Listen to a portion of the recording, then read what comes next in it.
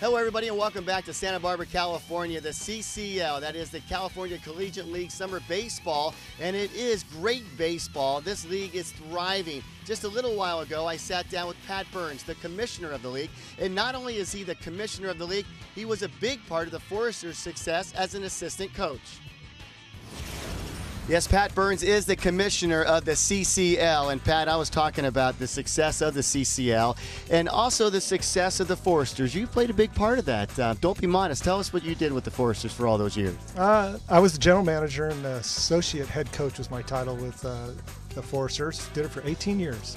I was here when Bob Townsend was the head coach, and I was his assistant. And then Bill Pintar took over in 1995, and I stayed on and worked with him, and couldn't have been happier. We had a great relationship, developed a team that I thought, you set out with certain goals, and the team that we developed actually got to achieve those goals. So we were pretty lucky, and I feel pretty proud of my association with that team. Great baseball being played here in Santa Barbara, and one of the big differences about this league and the college league in the summer is the wooden bats. No chance you're going to get rid of these wooden bats because it's a developmental league for the youngsters or the athletes to get to the next level, of course, and that's Major League Baseball. Talk about that aspect of it, because it's not just about winning and losing in this league. No, if you ask the coaches to a man, they'll say that this is a developmental league first.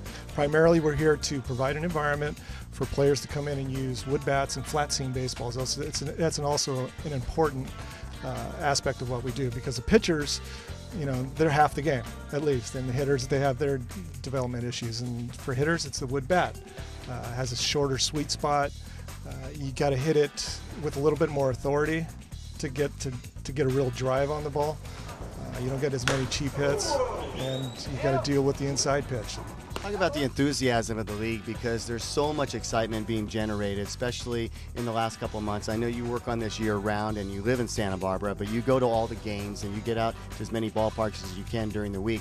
But there is a sense of enthusiasm, and it looks as though that your attendance is growing. And of course, now that we're doing this on TV, it's even going to get more exposure. For the last 10 years or so, it's been gradually increasing. Every year we get better players.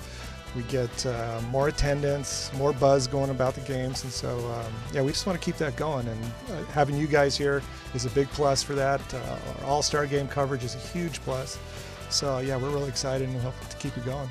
Your thoughts about the two teams today? Of course, MLB is not a team that's been around a long time, but they're a good bunch of ball players. The Foresters, 17 of 18 championships over the years. Great game last night that we had an opportunity to see here.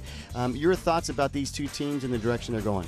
To me, they're the two kind of flagship franchises in our league. All roads in baseball lead through Santa Barbara in this league. If you're going to win this league, you're going to have to beat Santa Barbara. And for the last 18 years, only one team has done that, and that was in 2002. I won't mention the team because I was coaching against them. I was part of the team that came in second place, and we vowed never to let that happen again. And true enough, Bill's still in charge of that.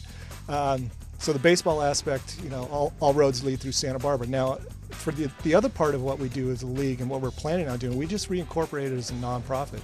And one of the things that we've done is we've kind of adopted the mission statement of the academy, of trying to provide opportunities for minorities to play in this game, and we're actively pursuing that. It's going to take a little while to implement. We're not as well funded as we need to be to make that happen, but in the near future, I think we'll be making some inroads in that.